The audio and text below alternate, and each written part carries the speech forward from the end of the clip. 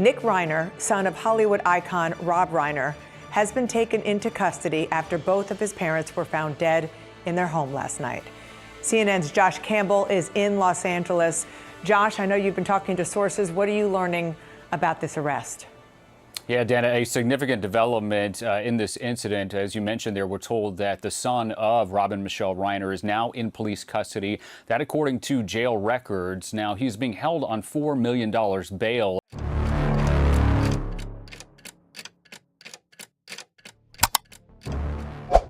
Les événements qui ont motivé le récent débat ont débuté avec une publication attribuée à Donald Trump concernant la mort violente de Rob Reiner et de son épouse. Un fait qui a largement circulé sur les réseaux sociaux et qui a ensuite été abordé dans des émissions d'analyse politique et journalistique aux États-Unis.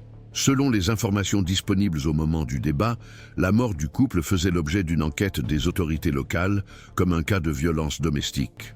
Les premiers indices laissant supposer l'implication du fils, décrit dans les premiers reportages comme une personne ayant des antécédents de troubles mentaux et de toxicomanie. Ces éléments figuraient dans les articles de presse et les communiqués préliminaires des autorités qui soulignaient la nature encore inconnue de l'affaire et l'absence de confirmation officielle quant aux motivations politiques ou idéologiques du crime.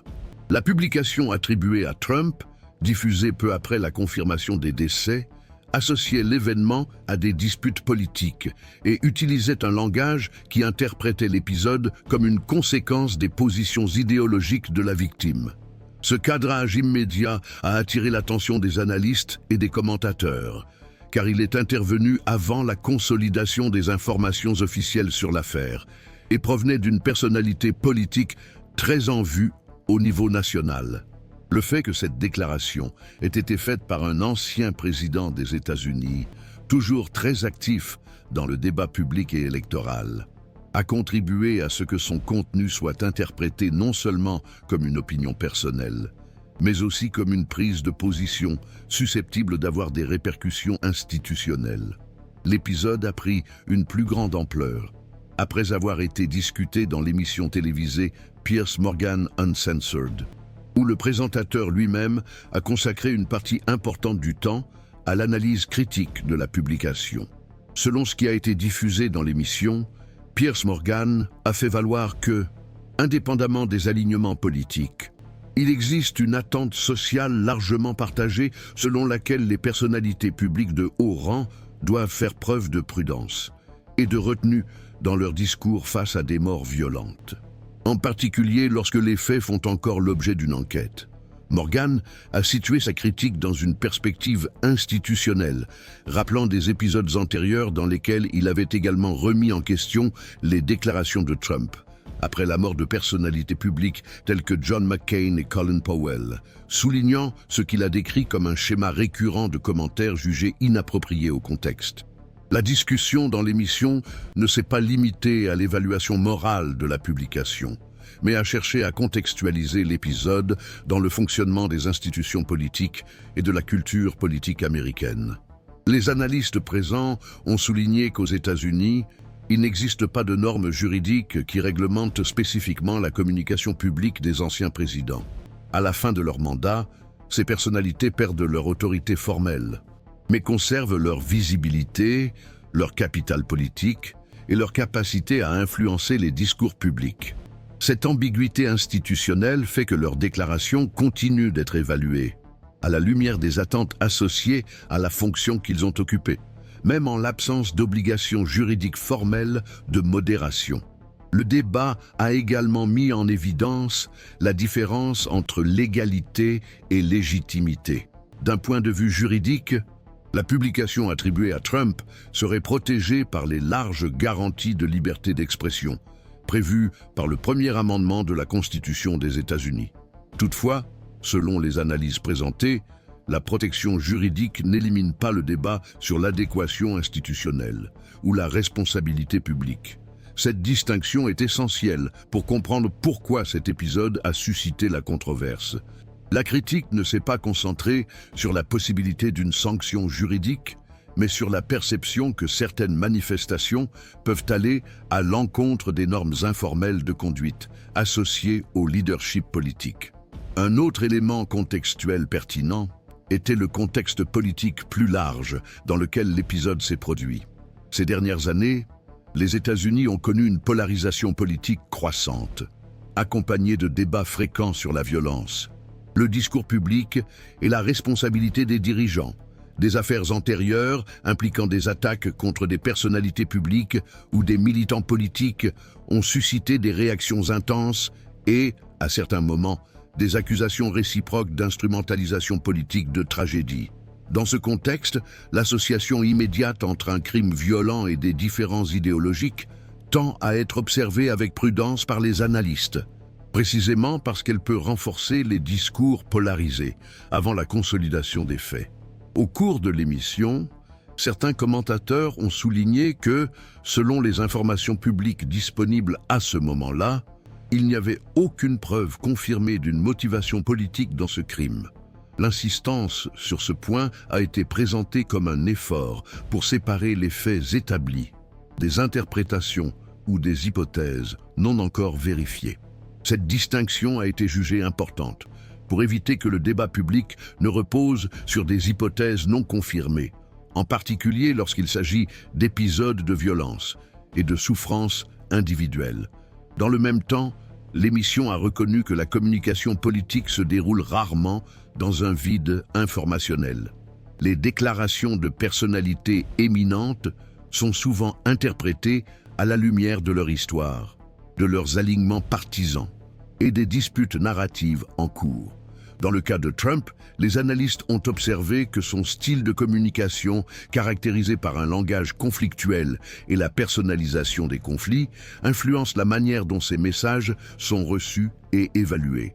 Pour certains observateurs, ce style est considéré comme un défi délibéré aux conventions politiques traditionnelles. Pour d'autres, comme une érosion des normes institutionnelles associées à la présidence. Cet épisode a également été replacé dans le cadre d'un débat plus large sur le rôle des médias dans la médiation du débat politique. Des émissions telles que Piers Morgan Uncensored fonctionnent comme des espaces de confrontation discursive, dans lesquels différentes interprétations sont débattues devant un large public. Le choix éditorial de mettre en avant cet épisode dès le début de l'émission et d'y consacrer un temps prolongé a été interprété comme un indicateur de l'importance accordée à ce sujet dans le contexte du débat public.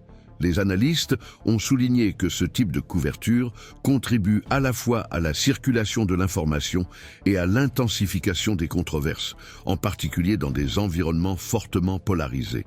Enfin, le premier moment de la discussion a montré comment des événements tragiques peuvent rapidement prendre une dimension politique et institutionnelle aux États-Unis. La combinaison de la gravité du crime, de la notoriété publique des personnes impliquées et de l'intervention discursive d'un acteur politique de premier plan a créé les conditions d'un débat qui a dépassé les limites du cas spécifique. Ce débat a ensuite porté sur des questions relatives aux normes de conduite, à la responsabilité, à la liberté d'expression, et au rôle des dirigeants dans la formation du discours public.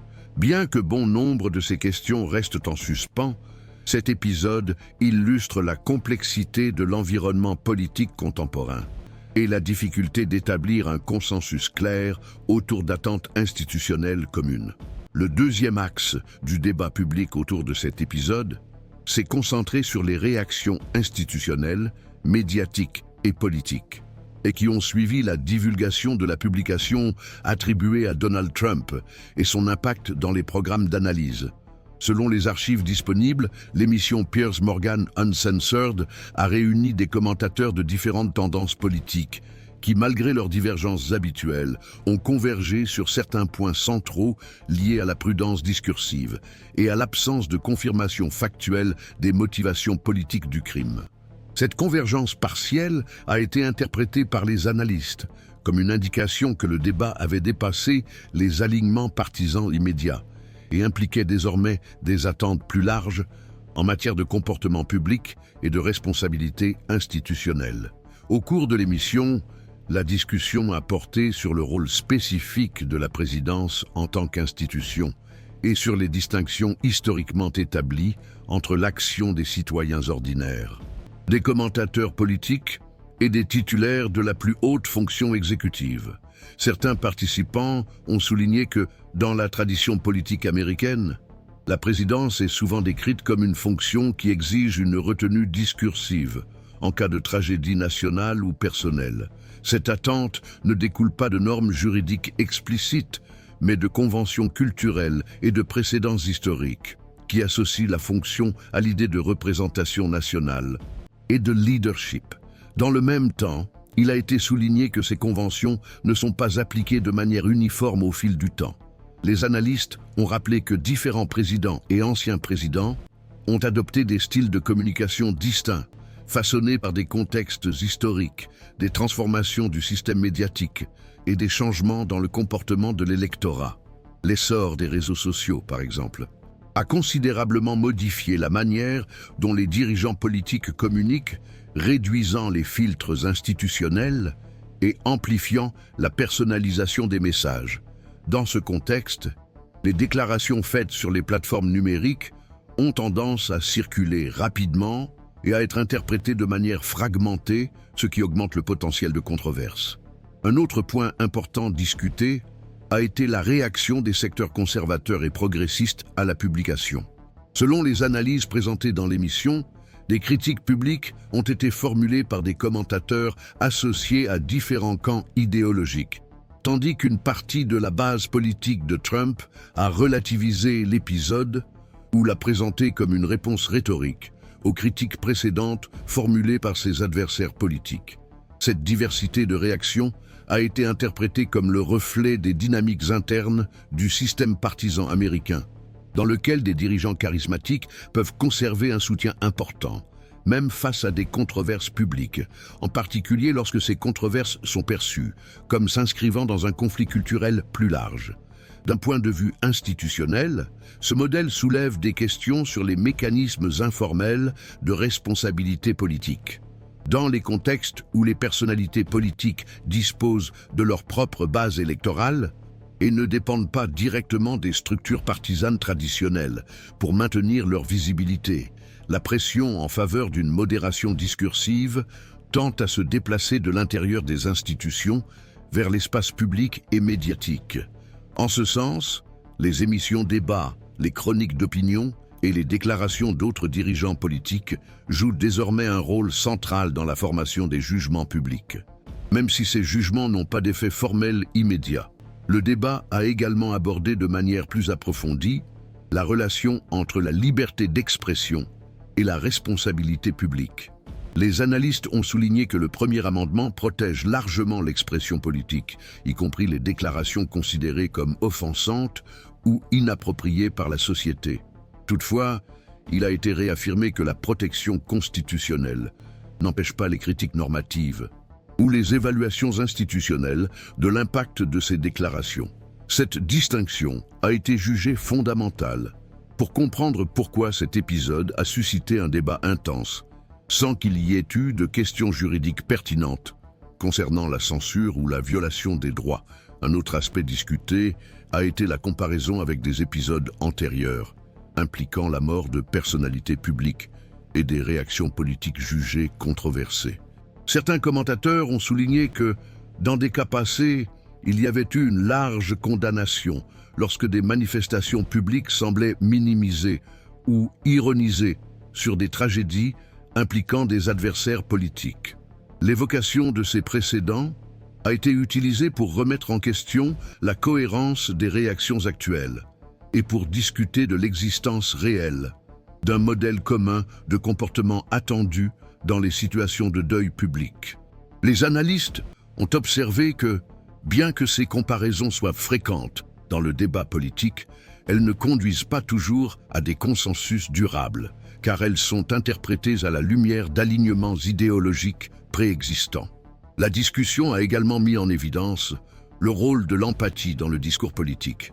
Certains participants ont fait valoir que, indépendamment des divergences idéologiques, Les morts violentes suscitent généralement des attentes minimales de respect dans l'espace public.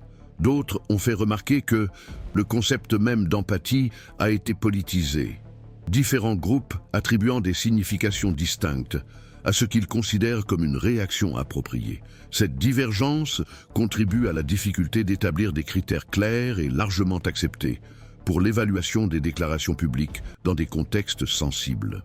Au niveau médiatique, les analystes ont souligné que la manière dont l'épisode a été présenté a considérablement influencé son impact. La décision éditoriale de mettre l'accent sur la critique de la publication attribuée à Trump, ainsi que de la contextualiser avec des épisodes antérieurs, a façonné le récit présenté au public.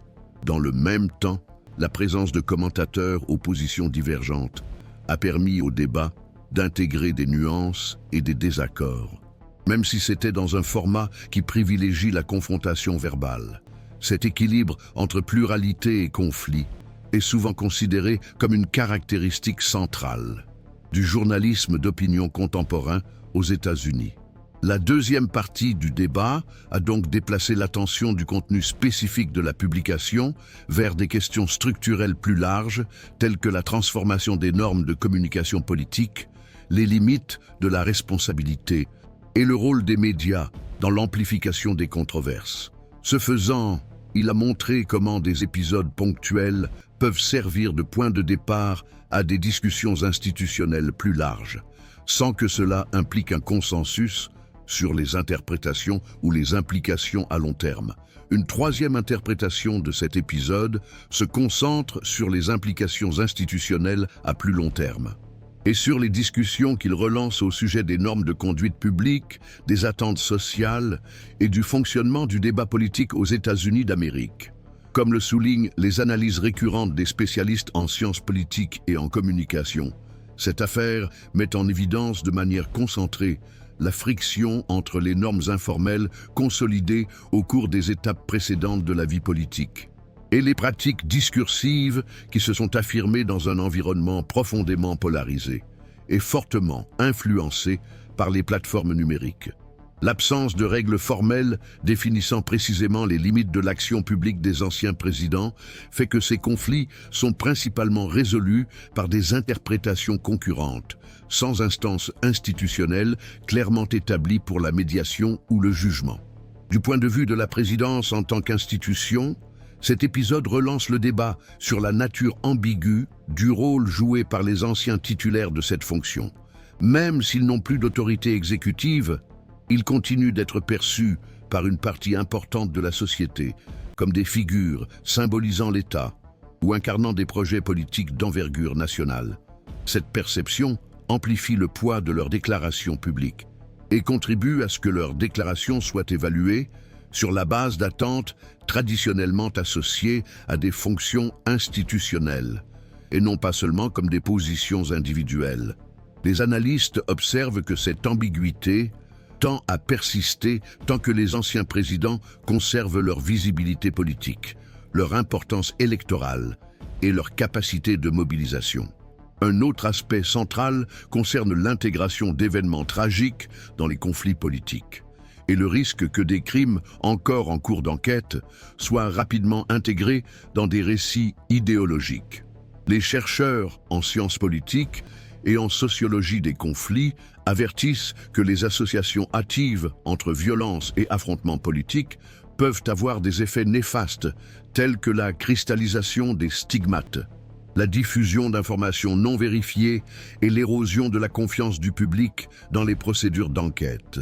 Dans l'épisode analysé, il a été souligné qu'à la lumière des informations disponibles à ce moment-là, il n'y avait aucune confirmation officielle d'une motivation politique pour le crime, ce qui a fait de cette association discursive l'un des principaux points de controverse.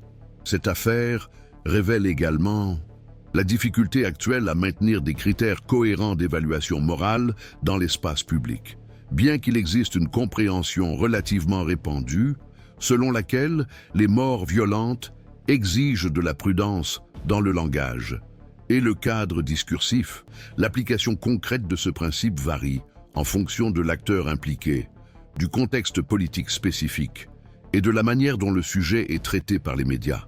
Les analystes soulignent que cette variabilité alimente les perceptions d'incohérence ou de sélectivité, approfondissant la méfiance entre les groupes politiques et renforçant une logique continue de confrontation.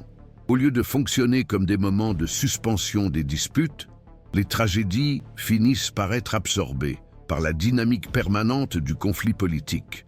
Dans le domaine des médias, cet épisode illustre le rôle structurant joué par les émissions débat dans la transformation d'événements ponctuels. En thème d'envergure nationale, la médiation journalistique ne se limite pas à l'exposition des faits, mais implique des choix éditoriaux qui façonnent l'interprétation du public, tels que la sélection des invités, l'accent mis sur certains aspects et l'utilisation de parallèles historiques. Les experts observent que ce type de couverture peut favoriser une compréhension institutionnelle plus large, mais peut également intensifier les polarisations lorsque le format privilégie la confrontation récurrente. Néanmoins, dans un environnement caractérisé par une grande liberté de la presse, ces espaces restent essentiels à la circulation d'interprétations divergentes. Un autre élément discuté de manière indirecte concerne la transformation des attentes de l'électorat à l'égard du langage politique. Des enquêtes récentes citées par des analystes indiquent qu'une partie importante du public en est venue à tolérer, voire à apprécier, les discours agressifs comme des signes d'authenticité ou de rejet des élites traditionnelles. En revanche, d'autres segments continuent de défendre des normes plus élevées de retenue et de décorum, en particulier lorsqu'il s'agit de personnalités associées à la présidence. Cette division suggère que le débat sur le langage politique dépasse le cadre institutionnel et prend une dimension culturelle, reflétant des changements plus larges dans les normes sociales et les perceptions de l'autorité et de la légitimité.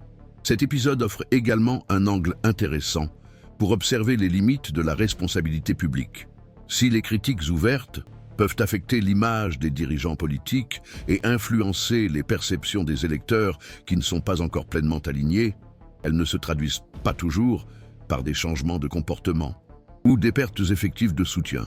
Les analystes soulignent que, dans des contextes de polarisation intense, les évaluations négatives ont tendance à être filtrées par des identités partisanes déjà consolidées, ce qui réduit l'impact des controverses sur les bases électorales fidèles. Cette situation soulève des doutes quant à l'efficacité des mécanismes informels de pression publique en tant qu'instrument de modération du discours politique. Enfin, cette affaire ne laisse présager ni une conclusion définitive, ni des transformations institutionnelles immédiates, mais elle contribue à l'accumulation progressive de précédents qui façonnent le débat politique au fil du temps. Il montre comment la frontière entre expression individuelle et responsabilité institutionnelle reste contestée, comment les normes informelles continuent d'être testées et renégociées, et comment la politique contemporaine aux États-Unis d'Amérique traite de l'intersection entre tragédie, discours public et exercice du pouvoir. En ce sens, cet épisode reste ouvert à de nouvelles interprétations et réévaluations, conditionné à la fois par l'évolution du contexte politique et par la manière dont la société continuera à redéfinir ses attentes en matière de leadership et de communication publique.